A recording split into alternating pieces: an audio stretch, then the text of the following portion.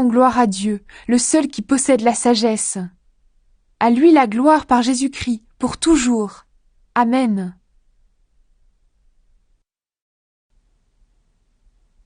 Salutations. Moi, Paul, j'ai été appelé à être apôtre du Christ Jésus, parce que Dieu l'a voulu. Avec Sosthène, notre frère, j'écris à l'Église de Dieu qui est à Corinthe, à ceux qui appartiennent à Dieu par le Christ Jésus. Dieu les appelle à vivre pour lui, avec tous ceux qui, partout, font appel au nom de notre Seigneur Jésus-Christ, leur Seigneur et le nôtre. Que Dieu notre Père et le Seigneur Jésus-Christ vous bénissent et vous donnent la paix. Dieu nous donne ses bienfaits par Jésus-Christ. Sans cesse, je remercie Dieu à votre sujet, à cause des bienfaits qu'il vous a donnés par le Christ Jésus. Oui, par le Christ, Dieu vous a donné toutes les richesses, toutes celles de la parole et toutes celles de la connaissance. On vous a annoncé le Christ, et vous y croyez avec beaucoup de force. Alors maintenant, aucun don de Dieu ne vous manque, à vous qui attendez que notre Seigneur Jésus-Christ paraisse. C'est lui qui vous rendra fort jusqu'au bout. Ainsi, personne ne pourra rien vous reprocher le jour où le Seigneur Jésus-Christ viendra. Il est fidèle, le Dieu qui vous a appelé à vivre unis avec son Fils, Jésus-Christ notre Seigneur. L'Église de Corinthe est divisée. Frères et sœurs chrétiens, au nom de notre Seigneur Jésus-Christ, je vous le demande, soyez tous d'accord entre vous. Parmi vous, pas de division. Soyez très unis, ayez un même esprit et une même pensée. Oui, mes frères et mes sœurs, les gens de la famille de Chloé m'ont appris qu'il y a des disputes entre vous. Voici ce que je veux dire. Chacun de vous affirme des choses différentes. L'un dit « Moi, j'appartiens à Paul ». L'autre dit « Moi, à Apollos ». Un autre encore « Moi, j'appartiens à Pierre ». Et un autre dit « Moi, au Christ ». Est-ce que le Christ est divisé? Est-ce que c'est Paul qui a été cloué sur une croix pour vous? Est-ce que c'est au nom de Paul que vous avez été baptisés? Je remercie Dieu parce que je n'ai baptisé aucun de vous, sauf Crispus et Gaius. Alors personne ne peut dire que vous avez été baptisés en mon nom. Ah si, j'ai baptisé aussi la famille de Stéphanas. En tout cas, je ne crois pas avoir baptisé quelqu'un d'autre. Le Christ ne m'a pas envoyé baptiser, mais il m'a envoyé annoncer la bonne nouvelle sans me servir des paroles de la sagesse humaine. Ainsi, la mort du Christ sur la croix ne perd pas son pouvoir. Jésus-Christ, puissance et sagesse de Dieu. Oui, le message de la croix est une folie pour ceux qui perdent leur vie loin de Dieu. Mais pour ceux que Dieu sauve, c'est-à-dire pour nous, il est puissance de Dieu. Dans les livres saints on lit « Je détruirai la sagesse des sages, et je rejetterai l'intelligence des gens intelligents. » Qu'est-ce que le sage peut dire encore? Et l'homme instruit?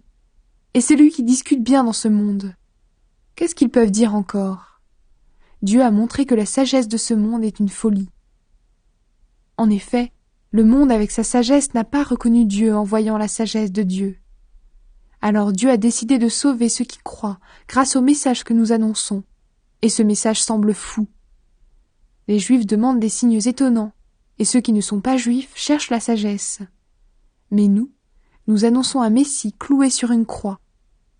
Les Juifs ne peuvent absolument pas accepter cela, et ceux qui ne sont pas Juifs pensent que c'est une folie. Mais pour ceux que Dieu appelle, Juifs et non-Juifs, le Christ est la puissance de Dieu et la sagesse de Dieu. Oui, la folie de Dieu est plus sage que la sagesse des hommes, et la faiblesse de Dieu est plus forte que la force des hommes. Frères et sœurs, regardez qui vous êtes, vous qui avez reçu l'appel de Dieu. Parmi vous, il n'y a pas beaucoup de sages du point de vue humain, pas beaucoup de gens puissants, pas beaucoup de gens importants. Mais pour couvrir de honte les sages, Dieu a choisi ce qui semble fou dans le monde. Pour couvrir de honte ce qui est fort, Dieu a choisi ce qui est faible dans le monde. Pour détruire ce qui est important, Dieu a choisi ce qui est petit dans le monde. Il a choisi ce qu'on méprise, ce qui n'est rien du tout. Dieu a fait cela pour que personne ne puisse se vanter devant lui. C'est lui qui vous a unis au Christ Jésus, et le Christ est devenu pour nous la sagesse qui vient de Dieu. Par lui, Dieu nous rend justes, il nous choisit pour lui, et il nous libère du péché. Alors, comme les livres saints le disent, Si quelqu'un veut se vanter, qu'il se vante à cause du Seigneur. Paul a annoncé le Christ cloué sur une croix. Moi-même, frères et sœurs chrétiens, je suis venu chez vous pour vous annoncer le projet caché de Dieu. Mais je ne l'ai pas fait avec des paroles compliquées, ni avec des connaissances extraordinaires. En effet, au milieu de vous, je n'ai rien voulu savoir, sinon Jésus-Christ, et Jésus-Christ cloué sur une croix. Moi-même, devant vous, j'ai été faible, j'avais peur, je tremblais. Ma parole et mon enseignement n'avaient rien à voir avec les discours convaincants de la sagesse humaine.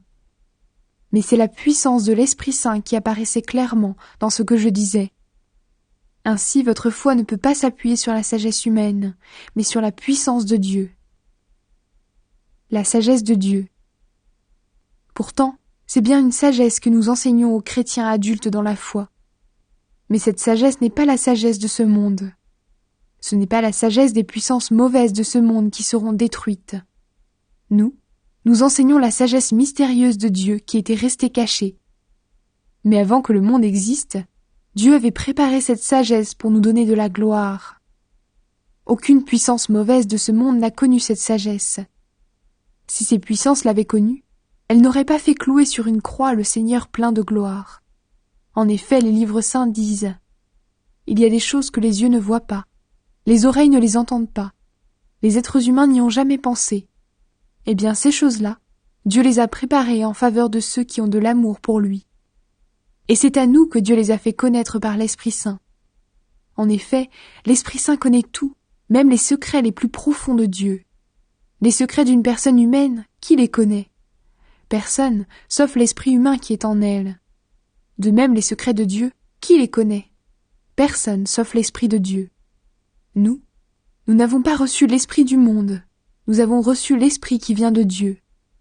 Alors nous pouvons reconnaître les dons que Dieu nous a faits. Nous ne parlons pas de ces dons avec les mots que la sagesse humaine enseigne, nous en parlons avec les mots que l'Esprit de Dieu nous enseigne. Ainsi nous expliquons les choses de l'Esprit de Dieu avec les mots qui viennent de cet Esprit. Celui qui pense seulement de manière humaine n'accepte pas ce qui vient de l'Esprit de Dieu. Pour lui, c'est une folie, et il ne peut pas comprendre cela. Oui, c'est seulement l'Esprit Saint qui permet de bien juger ces choses. Et celui qui a l'Esprit Saint peut juger de tout, mais lui, personne ne peut le juger. Les livres saints disent « Qui connaît la pensée du Seigneur? Qui peut lui donner des conseils ?» Eh bien nous avons la pensée du Christ.